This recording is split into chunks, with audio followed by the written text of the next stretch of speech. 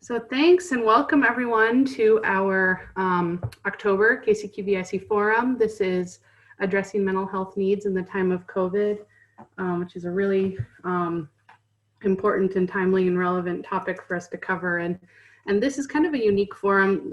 This one is made possible through a lot of community collaboration. So we have had, Will Steffen with Community Care Link, Carrie Spain with Children's Mercy, Justin Hoover with the Battle Within, Todd Moore with Heartland Regional Health Equity Conference, and Mary Benton with St. Luke's Health System have all played a really great role in helping make today a reality. And so this has been a real community collaboration, and we're very excited to continue working with all partners in the community to make these a reality. So, and then obviously in addition, I want to thank our usual partners and sponsors, BioNexus KC, who makes this possible, with Frontiers Clinical and Translational Science Institute, as well as with UMKC. So thank you. You guys can all see our agenda here for the day. I'll show that again in a moment. And I just kind of wanted to reiterate what a timely topic this is. World Mental Health Day is actually also this Saturday. So I just shared the World Health Organization website there for any resources that anyone else wants to utilize. But we know that rates, especially depression and anxiety, have been up significantly lately in the era of COVID and all the uncertainty and economic downturn. And we just know this is a really timely, important issue. That's, systems have been a little fragmented and different also due to COVID. And so we really are just very excited to be able to have this conversation today and make things better. So to share a little bit with you all just about the QVIC before we jump into our presentations by our other speakers, we wanted to share that, we all in Kansas City and what's really been driving some of the Quality and Value Innovation Consortium is the effort and need to recognize we need to move to more value-based systems of care.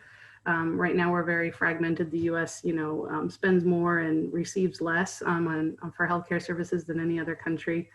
OECD countries, I should say. And we really need to find ways to deliver, better care at lower costs to achieve better health outcomes for our patients and populations. And so that's really kind of a driving force, is us trying to achieve the triple aim in Kansas City through a number of different projects. And so the vision, of the QVIC is really bring multiple stakeholders together to improve the quality and value of healthcare. We know that any one issue that we find, cannot be solved through, one specific stakeholder group alone. And so we're really driving to do that in our region and community.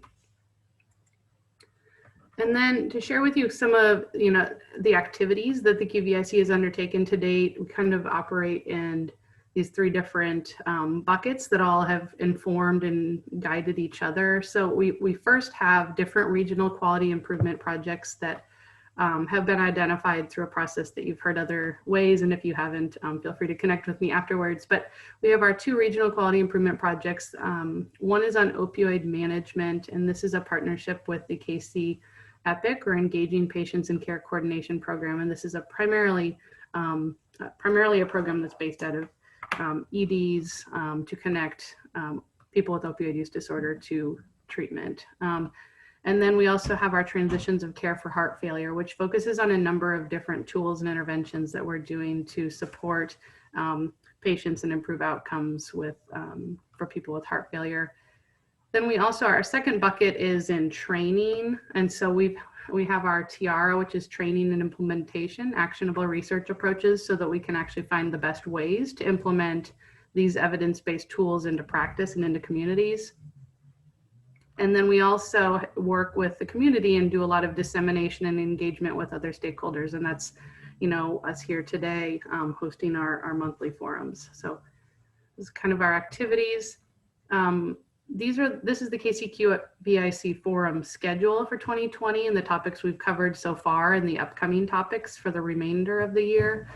You can see obviously today we're at, October 8th on addressing mental health needs in the time of COVID. And we have two more this year. And then we have a survey that we are hoping everyone has completed already, but that is for our 2021 schedule. We've had a survey out trying to get your input to inform that programming for next year.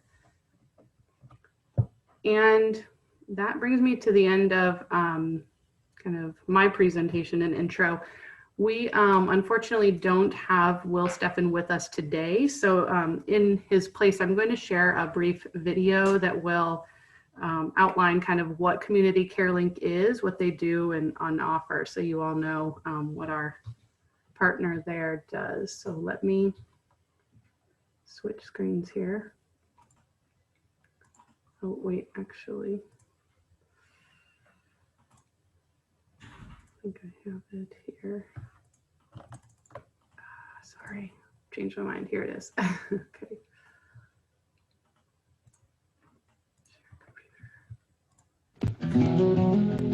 At First Call Technology, we built a piece of software, Community Care Link. It's comprehensive, it's certified EHR, and it's collaborative, which means we can tie together an entire community, a continuum of care with all the separate points of entry, and effectively address the needs of the people that are in that system. Our technology was built by case managers for case managers. We started as a not-for-profit. We looked out and realized there was no software that would match our needs. And so from that, we just piece by piece started building our own software. So Veterans Community Project is a nonprofit. We build tiny transitional housing for homeless veterans on top of provide the wraparound services, so the healthcare, the dental care, the veterinary services. Our end goal was to be a one-stop shop for all veterans. Synergy has focused on children and families in crisis since its origin nearly 50 years ago. Welcome House is an 80-bed residential sober living recovery program for adult men 21 years and older. Community Care Link is helping us end veteran homelessness in so many ways. Their case management system is incredible. It is robust but easy. It's perfect for our case managers who work one-on-one every day. When they live here, you see them every day. So communicating with the EHR has to be smooth and seamless, and it has to be fast, and it does that. We have upwards of 25 programs within Synergy, and they all need to talk to each other. So we really strive for integrated care, and Community Care Link database is what helps us be successful at that. One of the things that's really challenging about working for a nonprofit is that we have a number of grants that support our services. What we typically call on Community Care Link to do is to say, we've got a new grant, we've got new requirements, can we now create a report with the information we're putting in? Can we pull it out in a different way that this funder is going to need? Being able to go show my donors, being able to go show the rest of the community, hey, we're able to issue 9,000 bus passes in the last year and a half, right? Which equates to 1,200,000 rides. Or being able to say, hey, you know what? Your $500 that you guys donated has been able to house 17 guys because we're able to pay for their rent deposit, right? So I came to them with a unique concept. We worked hand in hand, and they were able to create a system from entry to success that measured progress every step of the way. We were not interested in an off-the-shelf product. We needed a system that would accommodate our program and where we wanted to take our program. Community Care Link was, in a nutshell, transformative. It gave my guys the tools they needed to be able to effectively manage their clients, and at the same time, it gave me the tool I needed to be able to effectively manage the program. Each time I take our successful outcome or graduate percentage 1 point higher, that equates to lives that are saved. Another family made whole again. You know, another kid that gets their dad back, another wife that gets their husband back. If you're helping people take lives that have been shattered and broken up and putting them back together, you should have every resource available to you. We want you to have access to it and make it incredibly accessible and affordable.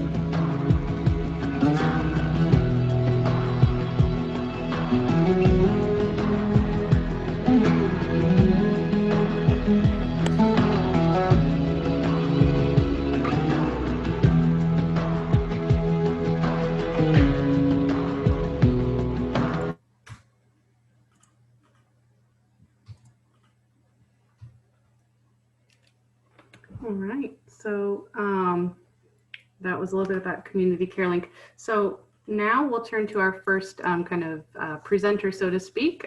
We have, and are very fortunate to have Markia Watson, who is the Interim Executive Director of the Greater Kansas City Coalition to End Homelessness, and she'll be providing us with a community treatment perspective. So Markia, the floor and screen is yours.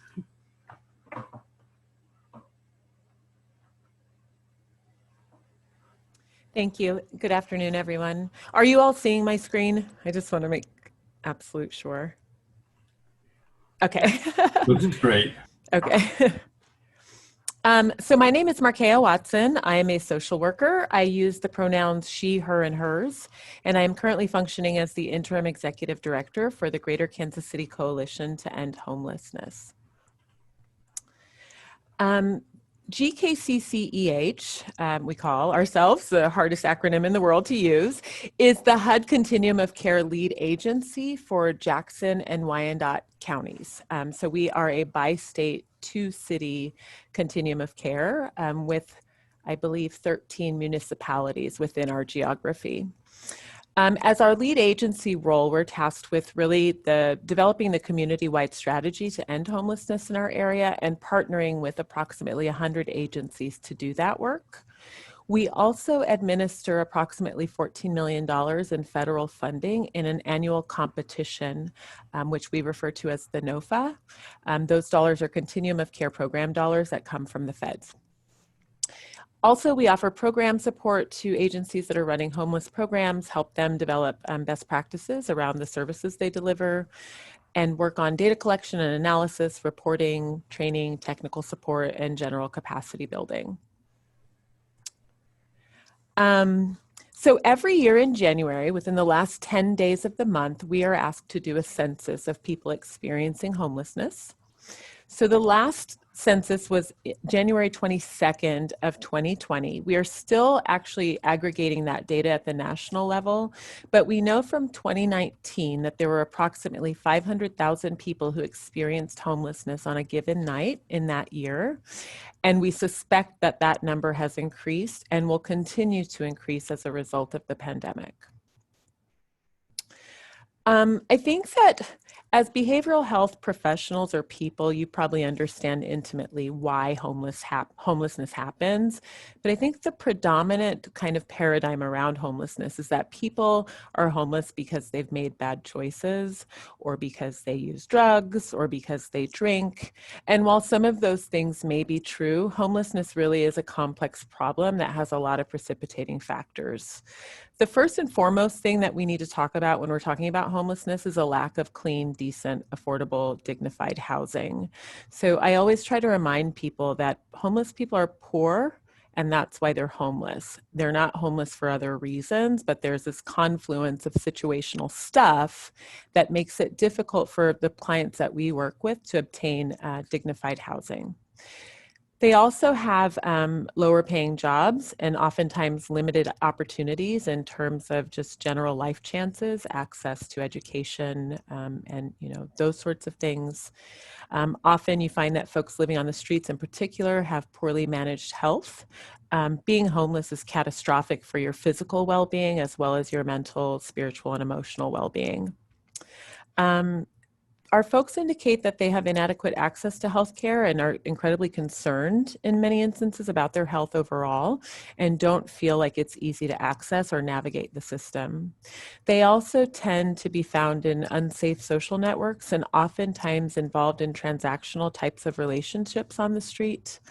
A newly kind of emerging idea around homelessness is this idea of network impoverishment, which means that not only are your social networks unsafe, but in many instances, people become homeless because they simply don't have a safety net in terms of family or good friends that they could rely on. So for most of us, if we had a breakup with a boyfriend or lost a job, we would go ask a friend or a relative if we could stay with them as an alternative to living on the street.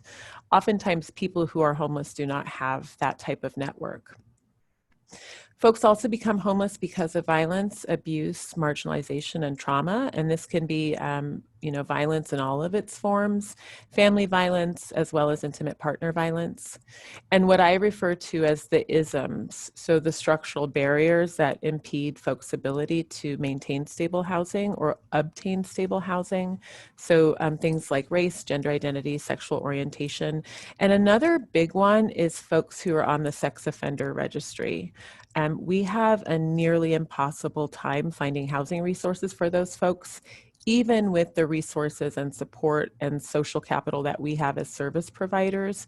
I can't imagine what a person in that situation with very little money would do to find housing on their own. So in Kansas City, we've observed that since 2015, the national number of people experiencing homelessness has steadily increased. Our numbers have tended to stay quite steady. So we know that we're doing a lot to get people off the streets and into housing, or out of shelter and into housing. The problem is that we have an inflow that is nearly balanced with our outflow of people getting out of homelessness. And so it's kind of like, trying to bail out a vessel that has a hole in it, so we're working our butts off to keep people safe and housed. And the more we do that, it seems like the more new folks are coming in. In 2019, as I mentioned, there were 500,000 people nationally. In 2020, we do have our local data for Kansas City, and we identified by counting individual people that there were 443 people living in unsheltered situations. However, we know that the real number is much higher. So our service providers, and specifically the service providers who are doing street level medical and behavioral health outreach, they are of the opinion that there are probably more like 1,000 people that they know of. We also still know, though, that there are many more. There are people who don't engage with the system, and youth in particular are incredibly difficult to identify. Their behavior is so different in homelessness compared to their adult counterparts that we just haven't quite figured them out yet. We also know that youth homelessness oftentimes involves couch surfing or, doubling up with friends or coworkers. And that in our community, there are a great number of young people who are being trafficked. And so in a lot of cases, we don't know where they are or don't know that that's happening. Additionally, families tend to really try to hide their homelessness. And so when you have young adults who are attached to their families or young adults who are parents themselves, the fear of having their children taken away and remanded to state custody is so profound that they'd rather not have their needs met because they don't want their families being disrupted any further than they already are. We do know that adults with severe mental illness are one of the largest subpopulations of those who are experiencing homelessness. And we believe that about 30% of people nationwide have some form of severe persistent mental illness. And when compared to the general population, there's only about 5% of people that experience mental illness. People who have mental illness also tend to experience homelessness for much longer periods of time. So the capacity to self-resolve is diminished when folks are in behavioral health crisis. And for some folks, they lack the insight or awareness into the severity of their situation or what they could do to resolve it.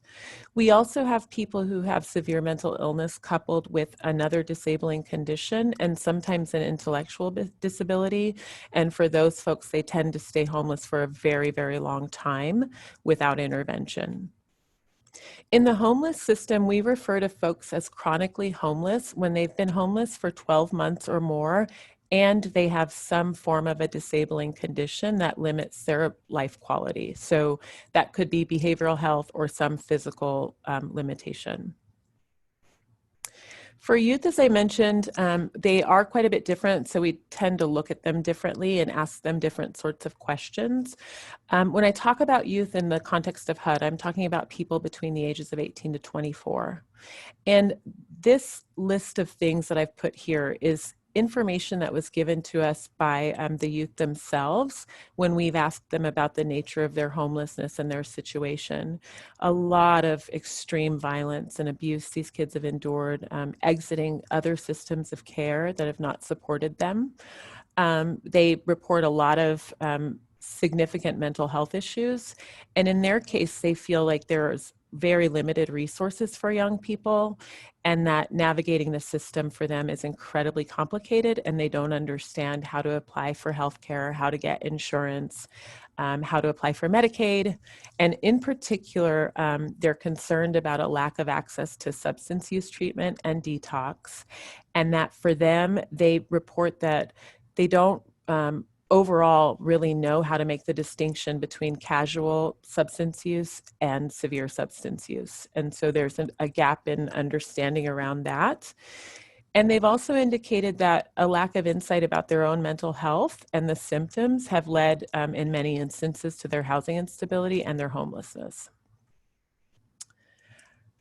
So the community since March 17th has been working on a COVID-19 response around homelessness. Our first kind of order of business was really getting together and figuring out what in the world are we going to do.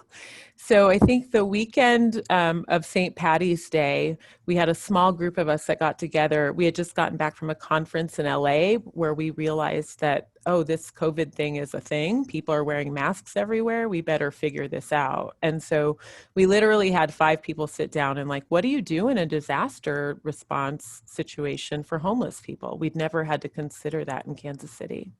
So our first order of business was to establish drop-in services, and we did that by creating the Hope Faith Village, we call it, where essentially we moved their services to an outdoor setting and set up sanitation, hand washing stations, showers, things of that nature, and partnered with Heart to Heart International to provide medical intervention and to start testing and tracing amongst our people. We then worked on deploying food, shelter, water, and those types of items to various locations in town, and setting up a housing option for folks to quarantine who do not have the ability to self-quarantine at home. We did a smear campaign of outreach and engagement stuff, educating people about the pandemic. We identified very quickly that homeless folks were in an information vacuum and really didn't know what was going on, and were very fearful, you know, seeing people in the streets with masks on. For some of them, it was very triggering for them mentally and caused them some mental distress. And we saw a lot of people demonstrating symptoms of mental illness that was poorly managed, and folks that we knew needed to be on medication who were not receiving those services. So we started a partnership collaborating with providers in the community to work on getting folks ready access to medical care, certainly getting folks who take a monthly shot for schizophrenia. There's quite a few of those folks in our community that live outside, and none of that was happening. And so we knew that we needed to get the medication flowing quickly or things were going to start to spiral. While all of that was getting set up, we, as a kind of broader partnership, started thinking about the future and what we could do upstream to try to keep people in housing, because as the pandemic kind of unfolded, we realized that this is a much bigger deal than us just staying home for a couple of weeks, and a lot of people are about to lose their jobs. And so that's essentially the trajectory that we've been on for the last few months, is really figuring out for people who aren't yet homeless, how we can support them financially, spiritually, behaviorally, and otherwise, so that we can focus our homeless resources on people in the homeless system and try to utilize other supports to keep people stable in their current housing. So for unsheltered people, as I mentioned, the drop-in services were set up at Hope Faith because everything was closed at the beginning. So people didn't have a lot of access to even go to the bathroom. We had folks who were in distress because they didn't have a place to go number 2, you know, and it's like something that you don't think about when you have housing, but when you're homeless, you have to plan every aspect of your life when it comes to creature comforts. And so we started to see a lot of violence out in the encampments. We noticed increasingly that people weren't getting access to information, or they were getting terrible misinformation from their friends on the streets or through word of mouth. A lot of them felt like they were impervious to this disease and weren't fearful of it. There's a lot of kind of urban legends around homeless people potentially not being affected by the pandemic in the same way that people who are housed. They started to experience kind of a scarcity complex where there was a lot of theft going on in the camps, more than usual, and that led to increased violence. At the very, very beginning, I was driving around just to kind of do my own Scooby-Doo mission on people and to figure out what they were doing, and noticed that there was immediately a lot of transients. And so I think what was happening was that people knew something was up, but they didn't quite know what. They just knew instinctively that they needed to get out of the blast zone. So a lot of folks were packing up their stuff and moving around. And then for those folks that were in some process of being housed, there were significant delays in getting them into housing because of social distancing. In the sheltered homeless situation, we had an issue with creating enough congregate shelter for people where they could maintain social distance. And so the shelters had to limit their capacity so that they could follow CDC guidelines for keeping people away from each other, but together. They also had limited access to bleach and sanitizer and gloves and masks. Very little access to testing or tracing. We found that, increasingly we need shelter for single women. But certainly during the pandemic, there were an influx of women that were presenting to us in violent situations, a lot of violence out in the camps, like I mentioned, but also spikes in domestic violence amongst the general population. We found that senior citizens in particular, but also pregnant women, were more interested in sleeping in their vehicles because they felt like the situation in shelter was too risky for their health. And so they elected to sleep outdoors. And because so many providers closed at the beginning, there was a high demand for any type of crisis housing. For people who had been homeless before, who had been housed through the system, this is where we really saw the fallout in terms of behavioral health from the pandemic. So all of this kind of uncertainty and isolation and anxiety and fear that all of us are feeling was compounded for people that had been through the homeless system before. And a lot of them, I've had so many reports of providers calling me a couple times even in tears because their clients who had once been stable and doing so well were starting to literally circle the drain. Some of them who were meaningfully employed lost their jobs. Some people who were about to graduate from their transitional housing programs, actually the VCP program that you saw in the video at the beginning of the presentation, they weren't able to graduate. So they'd worked all that time to save their money to move off on their own and didn't get to have that opportunity because of the pandemic. And so naturally, people had become very depressed. And a lot of our clients have been illegally evicted from their housing because of their behaviors or their social networks, all of whom are folks that struggle with mental illness. So this is, for me, the most significant challenge where behavioral health has been a huge issue and where we know that clients' needs have not been met adequately. So we've learned that housing stability and mental health are inextricably linked. The pandemic, I know that we all know, has exposed additional structural inequities that we had not considered. We have learned that leveraging this crisis has been a brilliant and beautiful thing for the community. It's brought us together in ways that we'd not imagined before. We've identified that we really do need a comprehensive community plan for a future pandemic situation, but for any kind of eventuality around keeping people safe and giving them the ability to isolate in a dignified manner should they become sick. We know also that we need training and technical assistance to make these things happen, and that we need some type of turnkey solution for quarantine housing, and that overall our data collection, reporting, and analysis as it relates to the pandemic has not been adequate. So for future business, we're trying to address the potential for 40% of, for a 40% increase or inflow into our homeless system of people who have never ever been homeless in their lives. We already know that we don't have enough safe, affordable housing. In Kansas City, Missouri alone, we are short 40,000 units of housing just to meet the needs as they look now. So 40% inflow of new homeless people would not be a good thing. We've got to look at landlord engagement and retention and really working with the landlords to understand our population and the complexity of their health and behavioral health needs and how those things are connected to their housing. So we need our landlords to understand mental illness, to understand that it's a condition that can be treated, and that to kick people out of their housing only exacerbates the problem. The increased prevalence of family violence has absolutely been a thing. I think for most of us who've been staying home with our significant others, there's probably been a couple of moments when you wish you had somewhere to go. And we know that we need additional isolation and quarantine resources of various kinds. So not just the housing, but all of the associated care that goes with housing.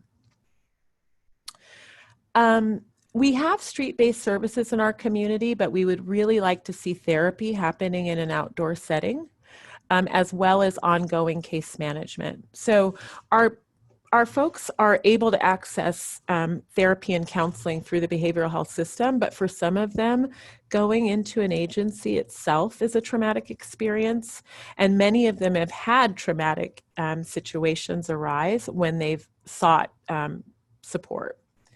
So doing that, normalizing therapy, normalizing case management, and establishing that therapeutic alliance with people in their natural environment, we believe is a more trauma-informed and realistic solution for some of the folks that we're working with.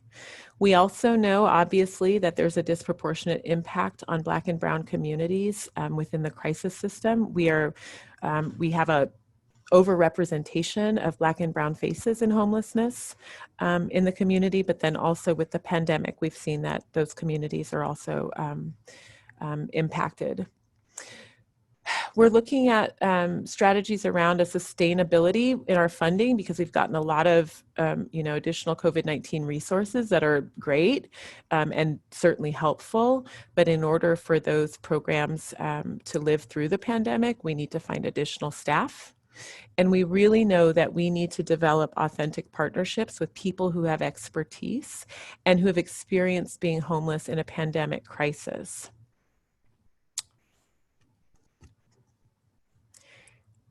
Thank you. Great. Thank you so much, Marcia. That was amazing and so great to hear the work that you're doing in the community. And maybe we can all work together on creating better solutions. But in the interest of time, I'm just looking at how a little bit behind we are. We're going to move right on to our next speaker. We have a law enforcement perspective on the topic now. And so we're going to hear now from Lindsay Moran, who's a social services specialist with the Kansas City, Missouri Police Department. So Lindsay, the floor is yours. Okay, let's see if we can do this. There we go. Okay, my name is Lindsay Moran. I'm a social worker with the Kansas City, Missouri Police Department. I currently serve at our Metro Patrol Division at 75th and Prospect. Prior to that, I was up north at one of our Clay County locations. So there are, sorry, is it gonna go? Okay, we'll do it that way. There's one of us for each patrol station, except up north, Trina Miller serves both Shoal Creek and North Patrol. And then we have Major Stacy Grace, who oversees our program, and she serves as our social services liaison. She's been with our team since she was a sergeant and Chief was a major. So they have been overseeing us and supporting us since the very beginning. We started as a pilot program in 2016 when Chief Smith was Major Smith at Center Zone. He was really looking for options and opportunities to try something different with community policing, and told Gina English that she had 6 months to try and figure something out. After seeing how beneficial we were to to the community policing. He was able to seek out community funds to add one of us to each division. So we've been in place full staff since about the beginning of 2018. Our roles have changed a little bit as we've learned and looked at how we do things. And we'll kind of talk about that as we go. The numbers are a little behind, but right now, as of June, we had completed a little over 3,000 referrals from our police officers. That's how we get our referrals. They come directly from our officers, stuff that they're encountering on 911 calls or out in the community. They let us know and we are able to follow up. We also are riding with our officers. We respond to calls. Sometimes if they think it's beneficial for us to be there, we will go out with them and respond to calls where they think that we could be helpful on scene as well. The social work program is new. It's not really new to our officers. They were really doing a lot of the social work element of things out in the street long before they had us as a resource. And with COVID, I know a lot of agencies have been really impacted with having to not be in the office or work from home or change the way that they're delivering services. The police department has been sort of exempt from that. 911 calls still happen. Officers still, have calls for service they have to answer. And so one of the ways that we've changed or taken on a little bit of a different role with COVID is we're in the community. We can do some of the things that some of these agencies aren't able to do right now because of the limit with COVID. We're able to take on some more of those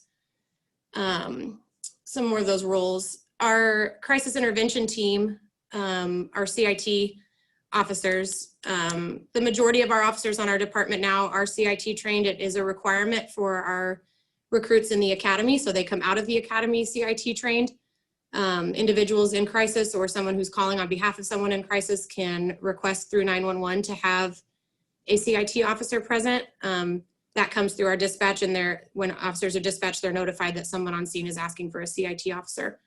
That's somebody who has some special training and understanding mental health needs and a better handle on some of the resources in the city and whether or not we need to be utilizing an ER or KCATC or the behavioral health urgent care and those partners that we get to work with. They're seeing a significant increase in calls for service for individuals with acute mental health. And Sergeant Hess, who oversees that team, noted that we've had quite an increase in individuals reporting suicidal ideation and actual suicide attempts.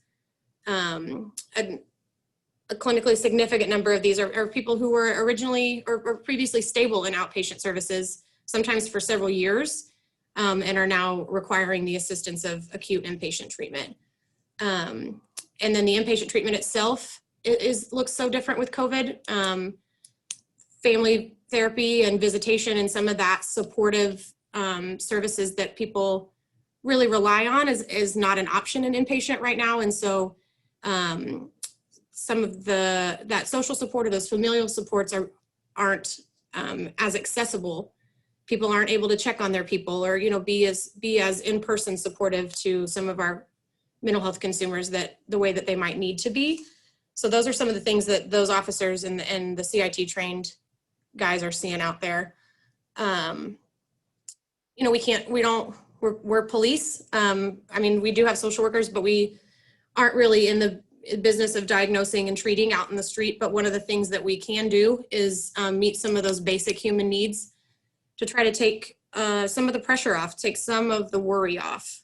We know people are probably going to continue with mental health without seeking treatment if they have other things on their plate that they need to do first. We had somebody the other day in a presentation I was in that said nobody's going to go to a therapist if they don't have groceries. And so if we can meet some of those needs and get some of that stuff taken care of, and like I said, with COVID, we have police cars, we have the ability to drive around and drop things off, and our officers have been really integral in getting some of those things done in these last few months. Our social service program partnered with the Veterans Community Project. We were able to get pre-made meals out to over 20 housing complexes and shelters and social service agencies. A lot of those agencies rely on donations. One of the things that I know some agencies partner with Target and get certain donations and things from Target, but the well for donations was dry pretty quickly at the beginning of COVID. So we were able to work with BCP and get pre-made meals out to people. That project we fed about 12,600, but that's one of the many meal projects that we've been doing. Again, because we have the cars, we have the manpower, we can move things and get people what they need pretty quickly.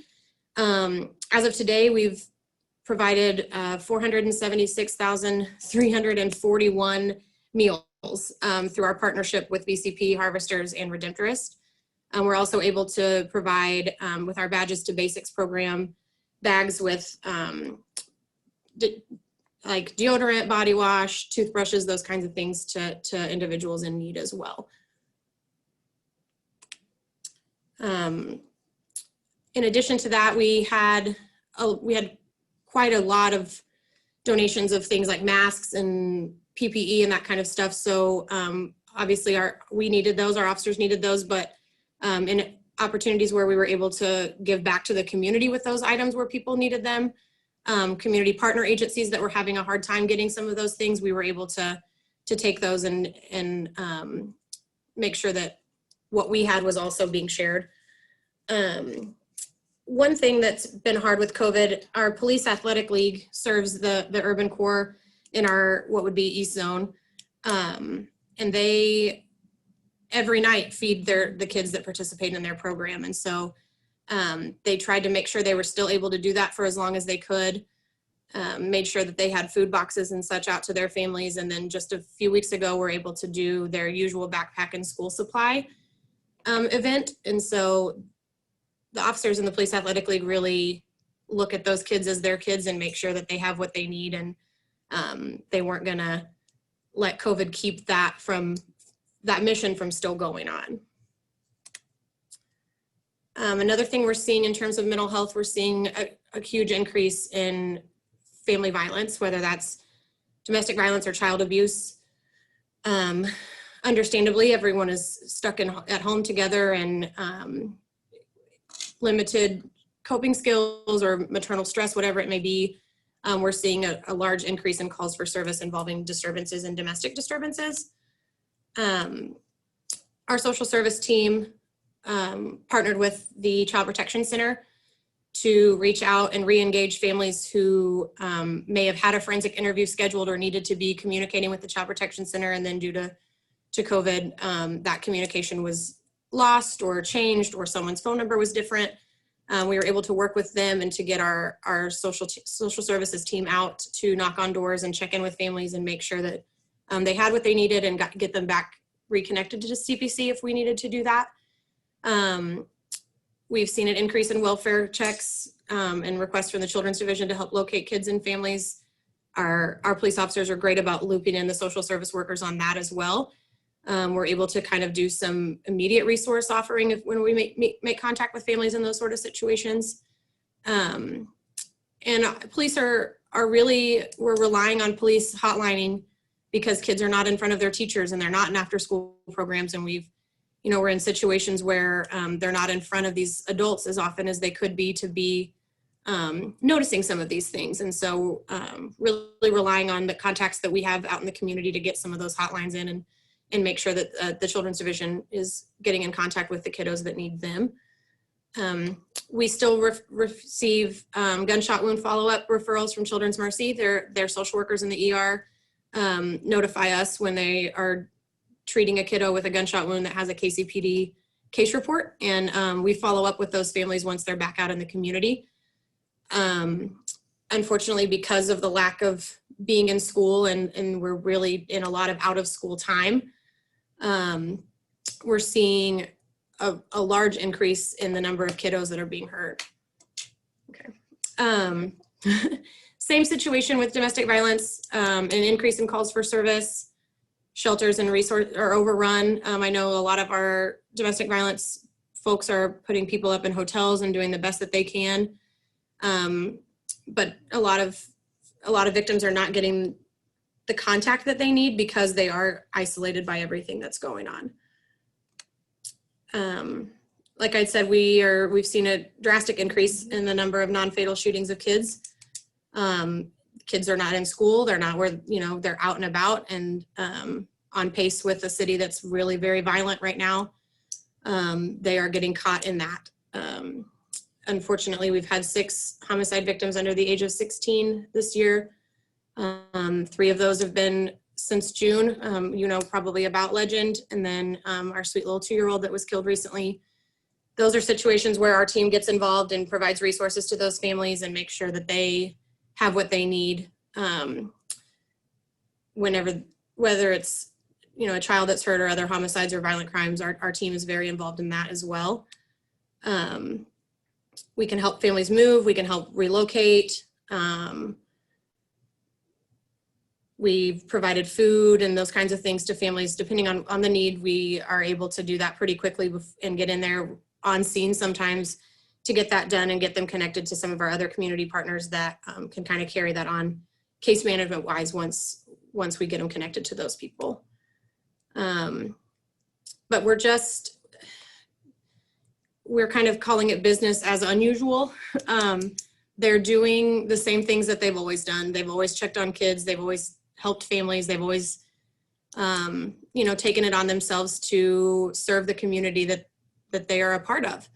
And I think our impact on the mental health of our people is just to be present and to listen to what people need, and when we can, to make those things happen and to take care of the families and the people that we work with,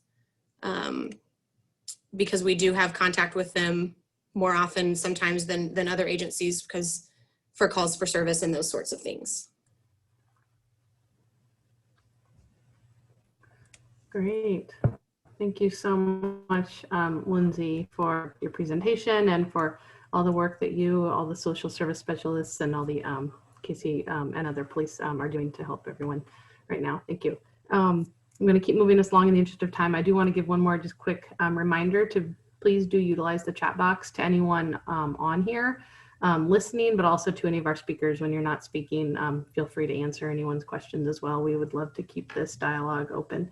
There's quite a few in there, but wanted to say that. So moving on to our next speaker, we have Dr. Erica Carney, who is the medical director with the Kansas City, Missouri Fire Department. So she's going to provide the emergency medical services or EMS perspective for us.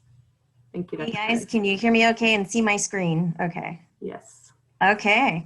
Well, first of all, I have worked with many of the people on this forum, so it's super cool. Markea and Lindsay and Ben and Dale, who are at the very beginning. So it's a cool city to be a part of.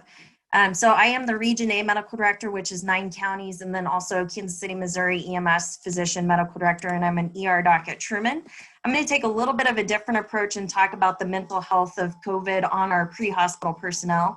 So I oversee about 2,000 to 3,000 licenses, depending on how you count them and how they've been affected, but we will also talk about patients as well in 14 minutes. So the EMS physician guru for mental health in general and EMS is Dr. Chet Karode, who's a good friend of mine. So a bunch of my information is from him, and a lot of the information is also pre-corona, but then it kind of has corona mixed in as well. So I have to give a shout out to him. With his positions, I have to give this disclaimer that these are not the thoughts of the DoD, U.S. Special Operations Command, U.S. Air Force. These are EMS physician thoughts. I won't go through the objectives, but before Corona, EMS was in a transition phase with our pre-hospital personnel.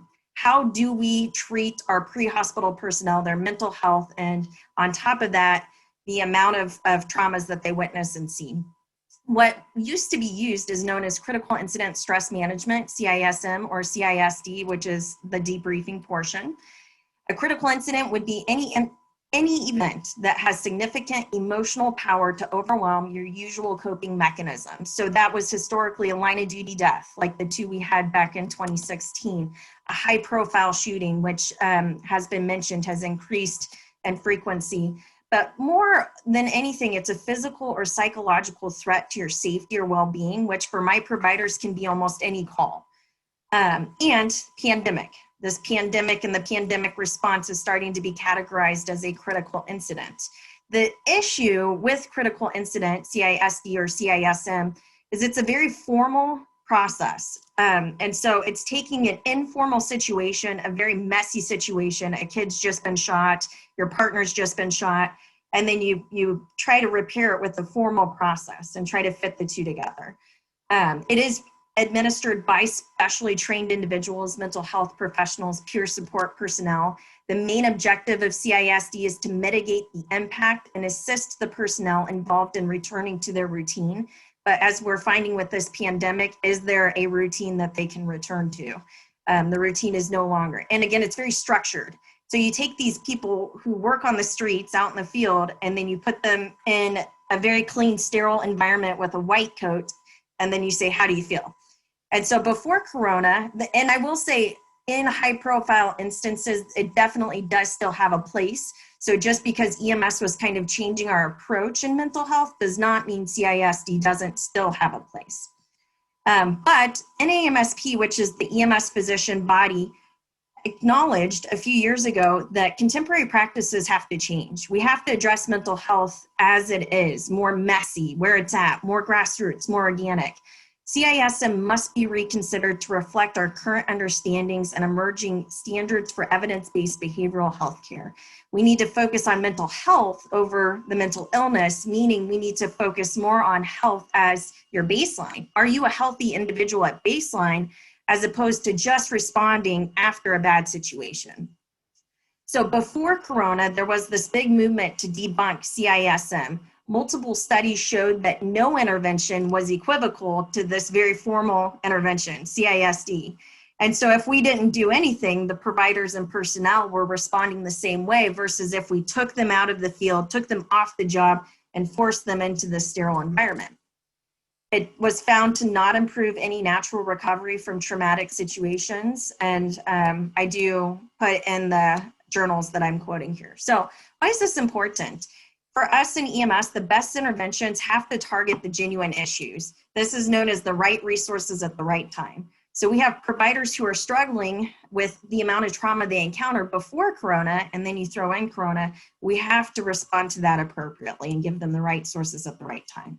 So healthcare workers were at significant risk before the pandemic.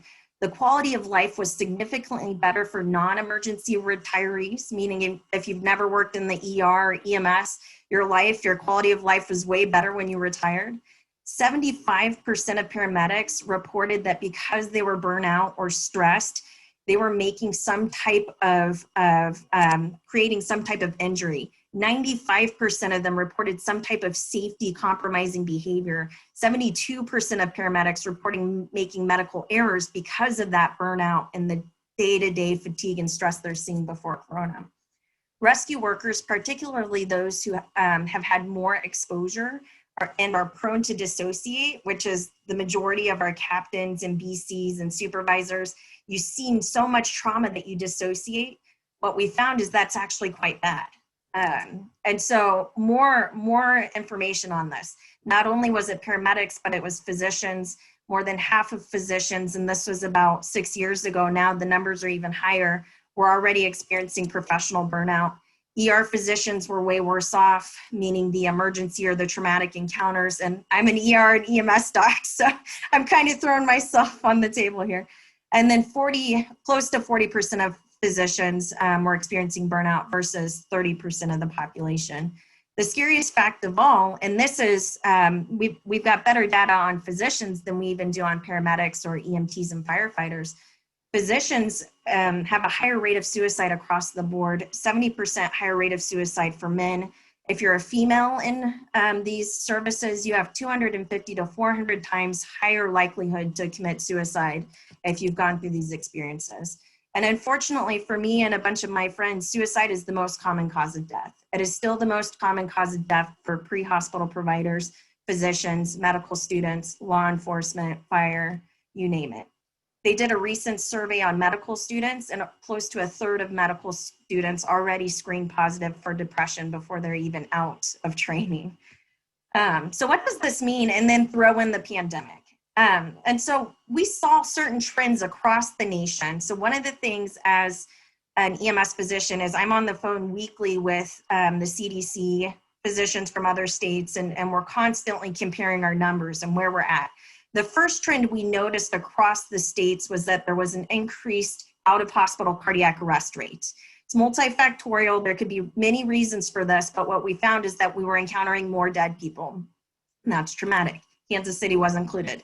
As Lindsay had mentioned, we had also, the next part of the trend, we had also seen an increased number of penetrating traumas. Again, very traumatic. A lot of kids, a lot of young adults. KCMO was included. Unfortunately, the third trend that we are seeing across the board with patients and pre-hospital personnel is increased calls, increased 911 calls for suicide attempts and or suicide completions. We found that healthcare workers are not immune to this either, and Kansas City has been included in these trends. A quick word on trends is you can't make cause and effect, correlation, causation statements. They're trends, they're anecdotal, and so I just put that caution out there. So with this trend in mind in the region, we had a meeting to say, what does our region look like? Are we part of this trend as well? So we pulled in the emergency managers, public health, fire, EMS, law enforcement, all of the hospitals, the medical examiners, the LTAC and SNF, mental health people who are part of this COVID response in the region. And we said, where are we? How's our region looking with this trend? What we have found is across the board, exhaustion is increased. Nobody is rested right now. So for close to 200 days straight, these people are working at extra high pressure, 200%. Exhaustion is definitely increased. We know that once that exhaustion is increased, then there's increased rate of errors for patient care, all of that stuff. We also acknowledge that more people, including KCPD and KCFD, are seeking mental health resources, and civilians as well. What the mental health professionals of the region have stated is that it's not necessarily that because of Corona, they're requiring new resources, but they are experiencing a saturation of their existing resources. So that it's not that Corona has created new mental illness, but it has definitely exacerbated underlying issues and then saturated the resources that do exist. Excuse me, I got a hiccup. So again, if you've identified a personnel who has struggled with an underlying condition or alcohol or drug, it has been shown to be exacerbated during this time, during this pandemic. And then across the city on the civilian side, we have definitely had an increase in behavioral health patient calls and an inability to place these patients as well. So they are staying in ERs. When I'm in the ER, I can have a patient who needs an inpatient psych bed, I can have them there for 3 to 6 days just waiting for an inpatient bed. And then there are high volume issues that exacerbate all of this, which in the interest of time, I won't go into all of that. So where does that leave us? We were in the middle of this, debunking and appropriate care for our personnel, and then Corona happened and exacerbated everything. So what do we do? Where does this leave us? My opinion is that we have got to redefine trauma. Trauma is not just that critical incident. Trauma is not just that line of duty death. Trauma can mean many different things, many different experiences. Trauma in and of itself is just an unpleasant experience that causes you to have some type of mental or emotional problem. We have to identify this as, again, not just the critical incident that causes this. And if it is a critical incident, it can be recurrent. So like a pandemic, that's daily, that's hourly. So you're going through that critical incident nonstop. So I did a survey when I worked at the St. Louis Fire Department, and I asked my crews when we were talking about all of this, I said, which call is more difficult? The MCI, which is the mass casualty incident with multiple patients, the thing you signed up for, or even the multiple shootings, that call, or the call of the chronic user who always calls 911, you've transported them 3 times that day, they're never happy, they're always yelling at you, which is more stressful, which is more traumatic. And you can imagine that my crews felt that the more stressful instance was the patients they didn't feel like they could actually, they were actually helping. Because in the MCIs, that's what they trained for, that's what they prepared for. What they didn't have training on was how to take care of some of the situations that Markea and Lindsay had already pointed out. And that to them was more stressful. And so in this transition from critical incident stress, we have begun to replace it with this term called resilience, which is Dr. Kurode, the guy, the guru who I've got a bunch of this information from. The reason resilience is so important is it points out the ability of you to become strong and healthy again after something bad happens. It's the ability for you to just bounce back. And so what it points out is that you have to be healthy at baseline before the critical incident even occurs. The system, the infrastructure has to support your health at baseline before that reactive critical incident occurs. And so we see stress as this continuum that we're acknowledging now. There's this inherent resistance that we all have to traumas and experiencing traumas. And then CISM or CISD historically focused on the recovery phase after something bad had happened. Resilience changes that focus to focus more on preventative measures or preventative health for our pre-hospital personnel. We do this because we know that the effects of trauma and stress are far-reaching. The negative effects are far-reaching. Under this amount of stress and trauma day to day, you can have physical, emotional, behavioral, cognitive issues. Effective stress management, we know though, leads to that better life balance and better performance on the job, academically, in relationships, and in a crisis. So the physical signs that our crews were experiencing outside of just a critical incident is sleep difficulties, frequent illness, fatigue, stomach problems, headaches, change of appetite, low energy. Emotional signs, you get moody, you're defensive, you're irritable, you're anxious, you're jumping to conclusions, you're sad, you're desperate. The behavioral signs, acting out, that's the substance abuse issues that we have in the pre-hospital realm, violence, gambling, you become withdrawn, you don't want to go to work anymore, you call in or you show up late, legal problems, and then the worst case scenario is the suicidal thoughts or attempts, which are increasing with Corona times.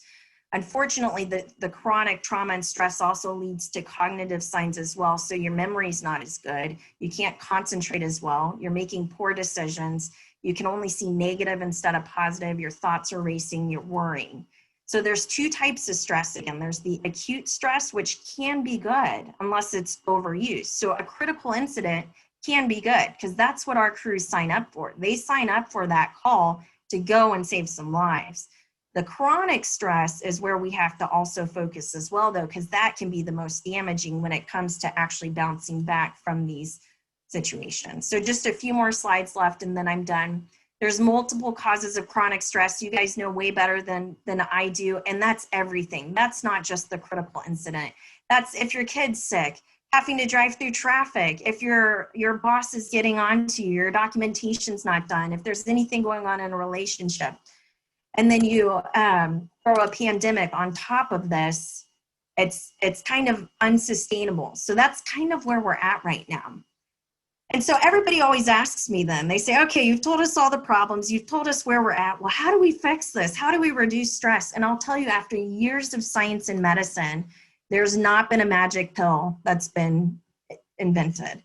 Baseline health really comes down to physical health, regular exercise, healthy diet, which for my crews is not a normal. We need to get away from the caffeine and the stimulants. We need to allow crews to sleep, especially if they're working 24-hour shifts, because seeing trauma for 24-hour shifts and not being able to recover. We need to teach relaxation as prevention. This includes meditation and yoga and imagery. Cognitive behavioral therapy has been proven beneficial as well, especially if it's trauma focused. And then some type of spiritual formation, be it religious, be it some type of spiritual formation. All of these things have been scientifically proven to help you be healthier at baseline, so that way you can be resilient when something bad does happen. So what can we do as organizations? The majority of us on this call have big jobs, a lot of authority. What can we do? Most importantly, it's important for us to know that somebody's health, their baseline health, cannot just be left up to them. In the EMS world, we do regular PM, regular maintenance on all of our vehicles, but we don't do regular maintenance on our personnel who are burnt out and turning over quickly. So we need to be proactive with identifying mental health and what we can do to help support our providers with their mental health. So there are programs that exist. In times of Corona, this is kind of Show Me Hope. And I can get you the information if you guys would like it, but there are different support groups that exist. We have found that if you bring spouses into resiliency training, that is also extremely beneficial. There's the Warrior Resilience, which is law enforcement led, which a bunch of our folks have completed. IEFF, which is the international, has also got resources as well. There's different programs, Responder Resilience Program. And most importantly, we have to act now. We can't wait on helping our providers be healthier. We have to focus on baseline health now before it's too late. So this is Dr. Karod's quote. He says, the difficulty lies not so much in developing new ideas, because again, the solutions are basic. It's escaping from the old ideas that you can't talk about mental health in a public setting, that you can't say, hey, I had a bad call. That was horrible. I don't know why that one's messing with me, but that one is messing with me. And then this is actually one of my tattoos, Mother Teresa. If you can't do great things, just do small things with great love. So we can't solve the world. Marquet, I wish you could, because of all the situations, and same with you, Lindsay. I wish we could solve the world, but unfortunately, we're just individuals. It's tough to solve the world's problems. So if we just keep in mind, we just keep our day-to-day actions and keep doing our small actions with great love, that does make a difference. That's all I have. Great. Thank you so much, Dr. Carney. That was really great. Thank you for your work and all of your staff as well. And hopefully we can do more gestalt, and we can keep working together to make all of our small things kind of work together for greater impact, hopefully. But I'm going to keep moving us along. We're a little behind schedule, and I do want to save time for a little bit of questions. So we now have our final speaker to give us a community-based organization perspective on addressing mental health needs in the time of COVID. So we have Whitney Logan, who is the clinical director with The Battle Within.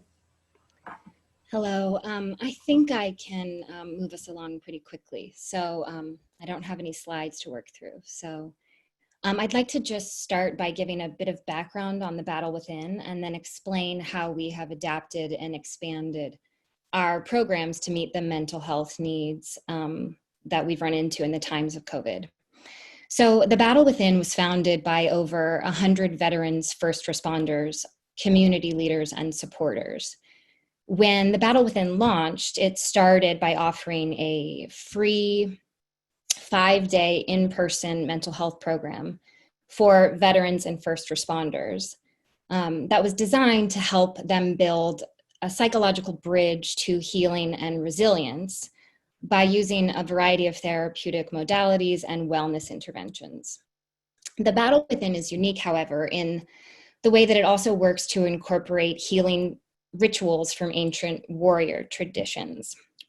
We do this in part because we believe that providing this unique in-person residential treatment experience with both modern adaptations towards healing and ancient ones, we are able to elevate the individual's experience of personal suffering into a space of collective and historical belonging, understanding, and transformation. At The Battle Within, we use the word warrior to define a person who willingly puts themselves on the front line of our collective crises, or someone who serves our country or community in a role where when they are called into action, they cannot say no. And we believe, because they do this, that every warrior deserves the opportunity to heal from their past and present traumatic experiences, which they have often endured and continue to endure in the service to others. Unfortunately, historically, we, at least in this country, have often asked these same folks to deal with their trauma in isolation. So The Battle Within was designed in part to try to address this particular problem by facilitating a community experience where warriors could learn to be open and vulnerable with one another.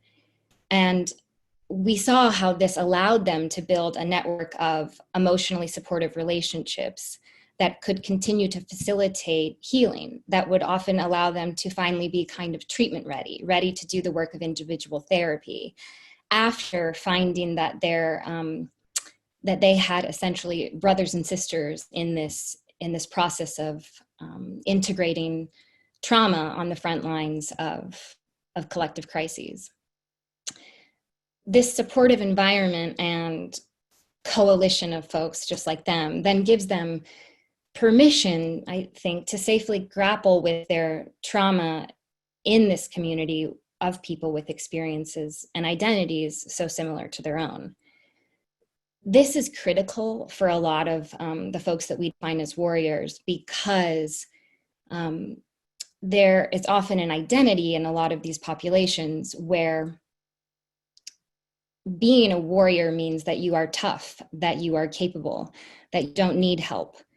And the shame around needing to admit that you maybe are still having panic attacks or have a hard time connecting to your family and friends can be a really big hurdle for people to face alone. So these programs have been really vital to a number of members in our community here in Kansas City and also nationwide.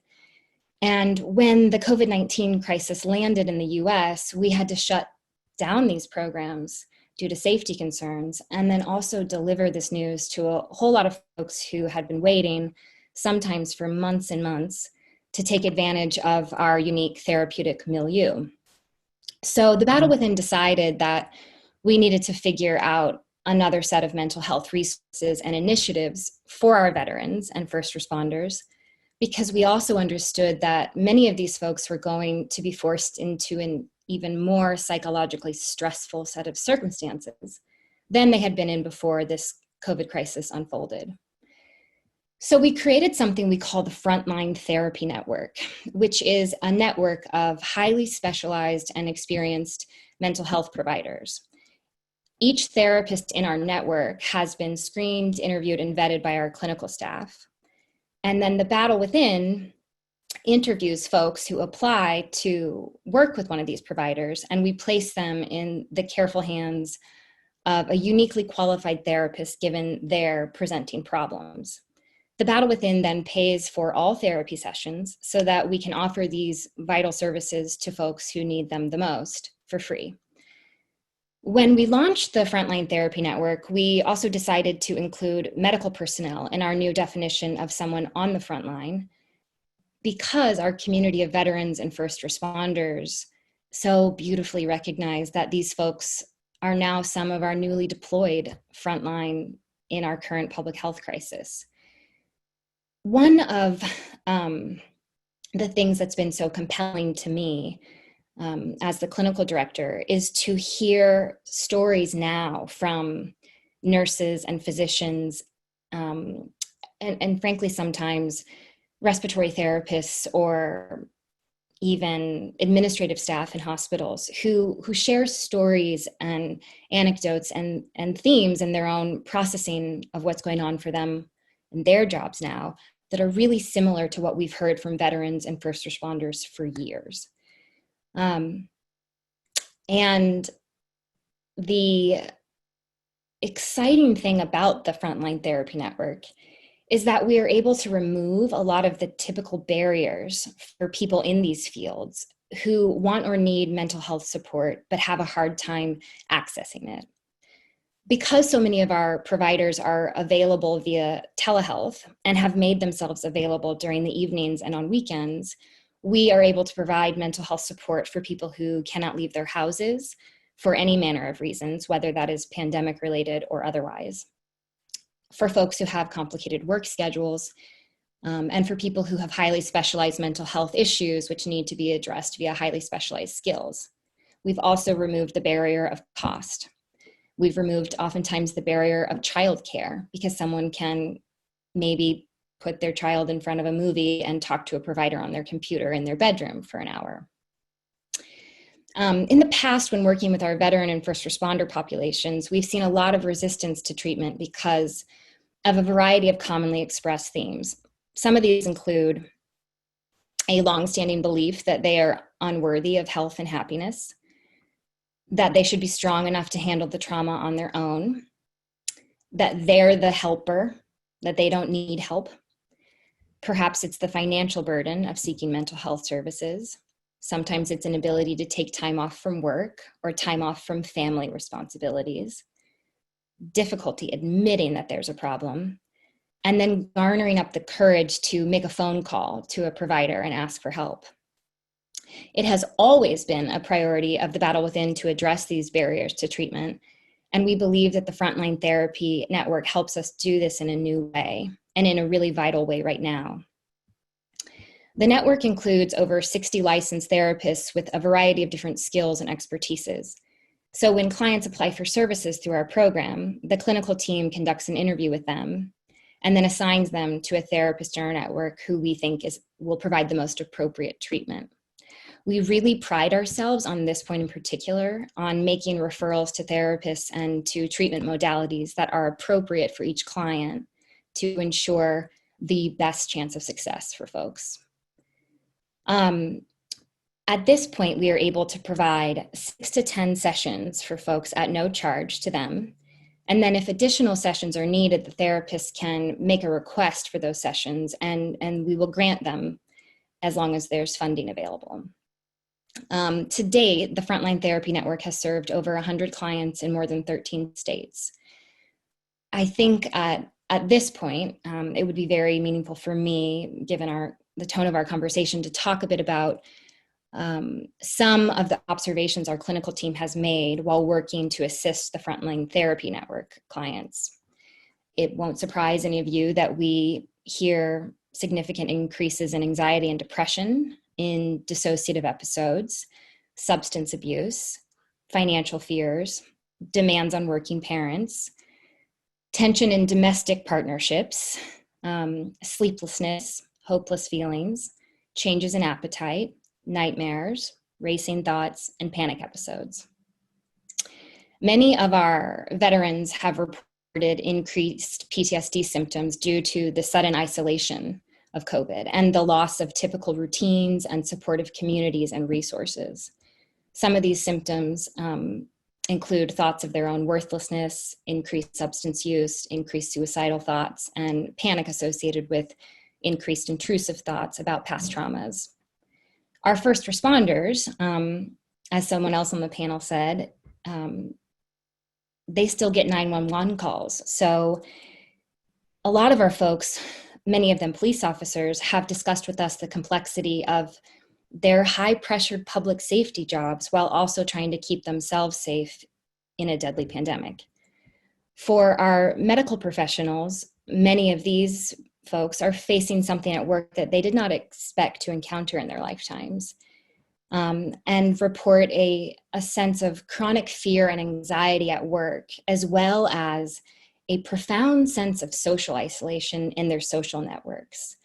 This is similar to what we often hear from veterans, where medical personnel describe being on the front line of something and then leaving and trying to re-enter their lives and their friend groups and their families and communities, and people not acknowledging or making space or behaving in ways that appropriately honor the sacrifices they're making every day. So we're hearing a lot about increased anger and resentment in their social relationships, some breakdown of relationships outside of work, which is a significant crisis during this time of already increased social isolation. For all of these frontline populations, there is a high incidence of historical trauma symptoms that now have been exacerbated by this collective trauma and oftentimes acute trauma in their roles responding to it. Nearly every single person we have talked to during this time reports feeling exhausted and also demoralized. The Battle Within believes that if we can meet the mental health needs of these frontline folks in particular, we are then able to help these people return to their jobs with more resources, psychological skillfulness, and emotional maturity. This then impacts their ability to do their jobs in healthier, more adaptive ways, which contributes to positive outcomes in their vital professional roles and responsibilities. Another way in which the Battle Within has tried to respond to the impact of COVID on our first responder communities has been by donating 10,000 masks to local first responder agencies and 10,000 masks to the Veterans Community Project at the beginning of the COVID crisis when there was a significant PPE shortage. we have also worked hard to create something we call the Warrior Mental Health Coalition. We recognize that nonprofits like ours have often existed and acted kind of as their own islands, providing critical but then sometimes fractured care for our nation's warriors and frontline folks.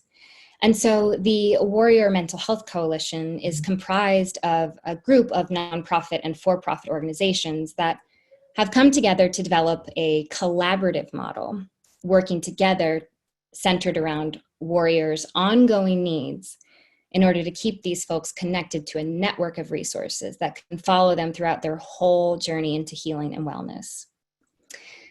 In recent months, we have also been able to safely return and resume some of our 5-day in-person programming, but we recognize that as weather grows colder, this will become limited again. So the Battle Within is proud and grateful to serve all the folks on the front line during this extraordinary crisis, and we look forward to continuing to adapt to the mental health needs of the people who so faithfully serve the rest of us. Thank you. Thank you so much, Whitney, for that overview and for everything that you all do. So thank you so much. We have a few minutes. I know we have some questions in the chat box, but given our limited remaining time, I wanted to open it up to if there's anyone who has a question that's really, they really would love to ask, I would open it up to you to unmute yourself and go ahead and ask that now. Otherwise, we'll start scrolling through the chat box.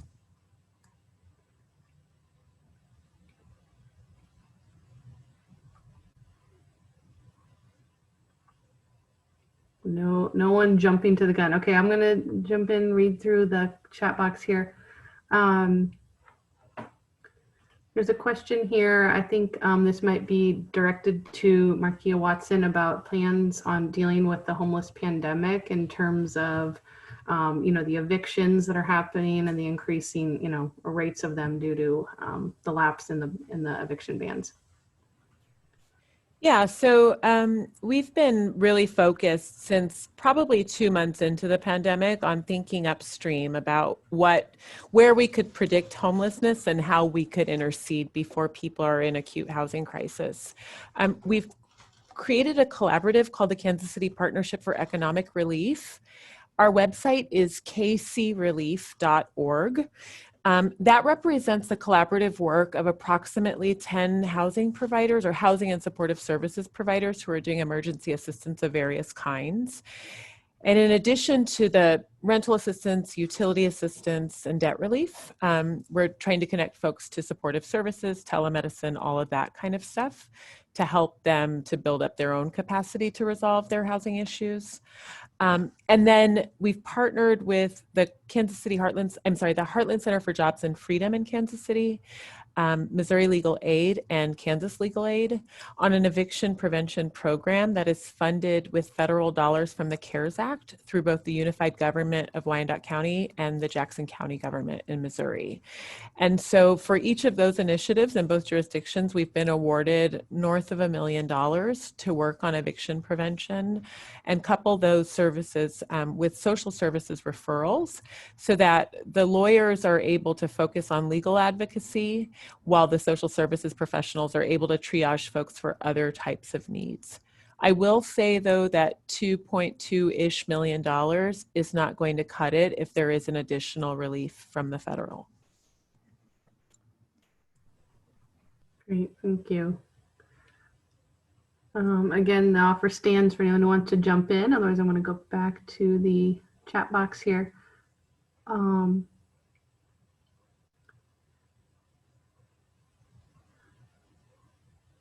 And let's see, I would like to ask for the KCPD, is the social worker model or the social services or social support model, is that, what's it look like across the nation and even the region? Is this something very unique to KCMO, or is this, more typical across the nation? It seems critical, and I would love to hear that. So we are unique. There are some programs across the country, like I know Johnson and Wyandotte counties do like a CIT co-responder. So the social worker is employed by an agency, but then they partner with the department. We are one of the only ones, if not the only ones, that are embedded as employees of the Kansas City Police Department. And we intentionally respond to a variety of things, not just one specific thing, so that we're not some agencies will have like a children's division worker that houses in their police department, or an advocate from a DV agency that houses in their police department, whereas we are embedded employees of the police department, which gives us several different benefits, but one of those is simply just the access to information. It allows us to note when we've worked with someone. Our officers can see that they've been involved with social services before, or those kinds of things. It just makes communication interdepartment a lot stronger as well. I will say over the last few months, we've had several departments reach out and ask for information on our model and how we're doing things. The desire, I think, to do the programming the way that we have it set up is definitely there. We've had a lot of contacts lately interested in how we do this here, but we are one of few, if not one of the only ones that are doing it this way right now. Great, well, thank you. I'm going to move on. So now there's a question here for Whitney. It says, you're doing such important work. Thank you. And how can health IT help make the assessment of social determinants of health, like stress and social isolation, more streamlined? I might need this person to clarify, if you can ask them to. Carly Beck, are you on? Yeah, this is Carly Beck, Whitney. Oh, hi, Carly. I grew up with Carly. Good to hear your voice and see all the important work you're doing. I'm tasked, with a health IT vendor doing social determinants of health products and making sure that we have the evidence-based tools needed to address social isolation and stress. So anything we can do to make your jobs easier. So are you looking for insight into how to assess for the stress of isolation? Yeah. I mean, that'd be extremely helpful. So some of that is going to be determining the circumstances and making sure whatever questionnaires or set of questions you're posing to people allows them space to explain the circumstances of their isolation. So if they live alone, if they have community resources, if they're able to access those supportive services, because you can actually, I can guarantee to you that the degree of isolation, kind of no matter who you are, increases the degree of psychological stress you're going to feel. Yeah. And so that would be my first piece of advice. Make sure that you are really getting a picture of what isolation looks like for folks. Does that make sense? Yes. No, that's a great starting point. Good takeaway. Thank you. Great. There are more questions that I wanted to get to. I'm also trying to be mindful of everyone's time that they've so graciously given to us for today. So there is information in the chat box if anyone wants to see, or if anyone has any follow-up questions, feel free to reach out to me, and I'm happy to connect with any of our speakers if we need to. But I just want to thank you all for attending the forum today on addressing mental health needs in the time of COVID. I want to thank all of our speakers for all of the work you're doing, which is amazing, and also for the time you're given in an overstrapped time anyway of giving time to us and sharing with the community. So thank you, and I hope we can build more collaborations and projects together out of these conversations. So thanks.